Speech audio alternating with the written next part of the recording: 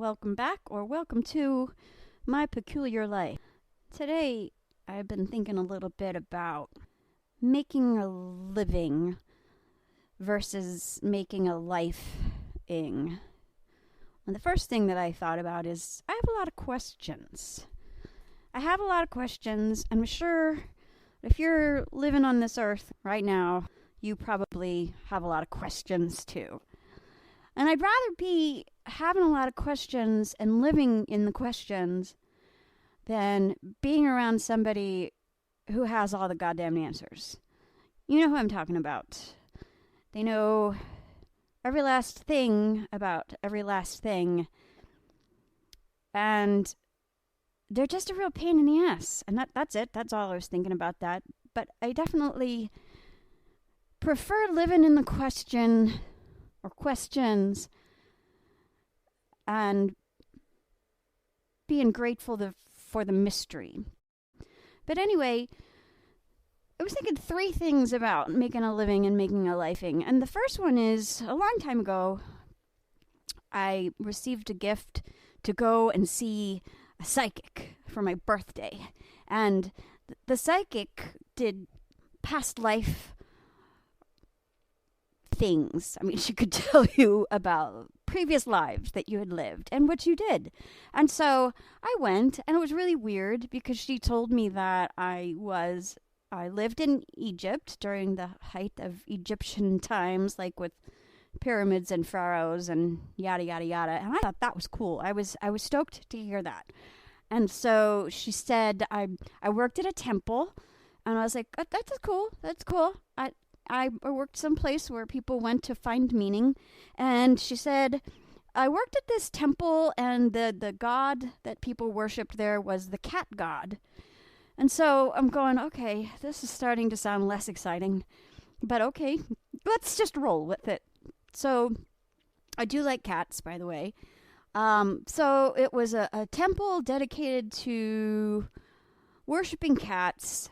And my job there was to make sure that a candle stayed lit in front of the cat statue or whatever the heck it was. So that's it. That my job in a previous life was to keep a candle lit in front of a statue of a cat at a temple in ancient Egypt. And so before you guys start scoffing, which I have done many, many times, thinking about that, I saw a meme floating around Facebook that says, describe what you do in a sentence or two.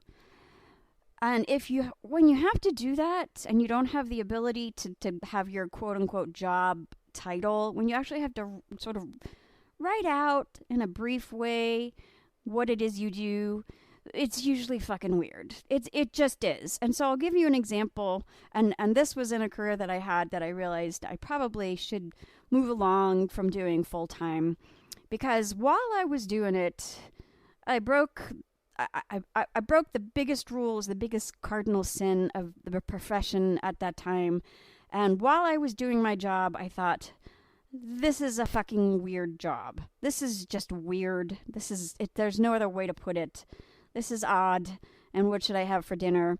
And at the time, I was on stage in a live performance, performing in a play, in a house full of people, and you're never ever supposed to think about something other than the moment that you're imagining that you live in. So you're supposed to live in that moment and be present in that moment, so that you can tell the story. You can share the play, you're interacting with the other actors, and as soon as you check out, it's like, oh, that's a bad performance.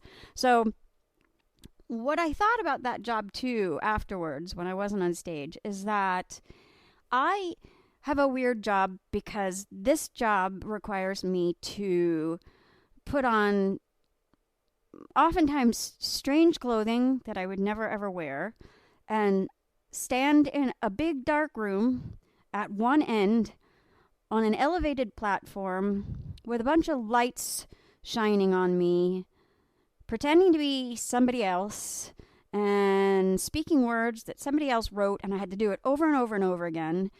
And not only was I in a big dark room that was just lit at one end where I was standing, But there were a bunch of strangers who came in to that big dark room and sat there for a couple hours to watch me and a bunch of other people do that. And I thought, that's just weird. That is a weird job. And I frequently wished that I had been born with a better aptitude for numbers, but I wasn't. So that's the first thing.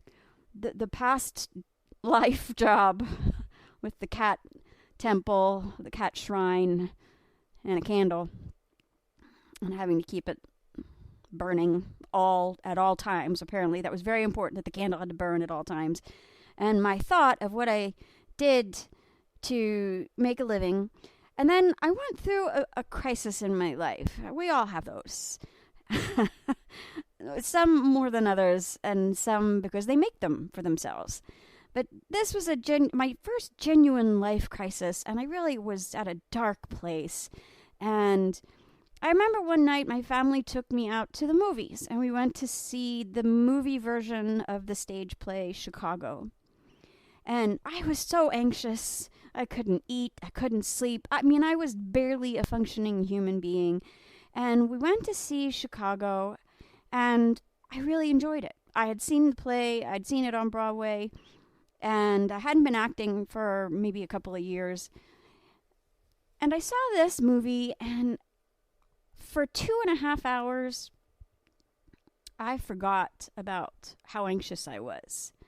I ate some popcorn, I was with my family, and I checked out of my shitty world at that time, and I checked into another one, and it made me laugh, and it uplifted me, and that's when I finally realized, oh, that job where I stood on an elevated platform in a big dark room, except for one end that had a lot of lights on it, with a bunch of strangers around me, really has relevance and is important. So to all of you artists out there, performing artists especially, keep doing your shit and know that it matters. And the last note that I'll leave you on is we had to take this multiple choice test when I was in high school, and it was meant to find your vocation. It was meant to define your calling in life. And so there was a series of multiple choice questions, and you answered the multiple choice questions, and each question that you answered sent you to another series of multiple choice questions, and eventually sort of funneled you down to less questions and more specifics until it actually led you towards the thing that you enjoyed, that you were called to do, that you should do to earn money and make a living and make a life. And so all my other classmates and friends were filling it out and funneling down to their answer. I forget the exact process of how it worked, but it was very exciting because people were becoming doctors and nurses and architects and lawyers and firemen and police officers, and they're all getting their answer. They're funneling down to something that makes them excited, and I'm still checking off boxes. I'm starting to sweat at this point because I'm like, what the hell? Is there no career for me? Am I not supposed to do anything? So eventually it funneled down to an artistic field and into a design field. And finally, I got to the last answer, and it delineated my life for me and told me what I was supposed to do. And apparently, according to this multiple choice questionnaire that all my other classmates had legitimate careers, I was supposed to be a fur designer. I've never touched a pelt, a skin. I don't wear fur.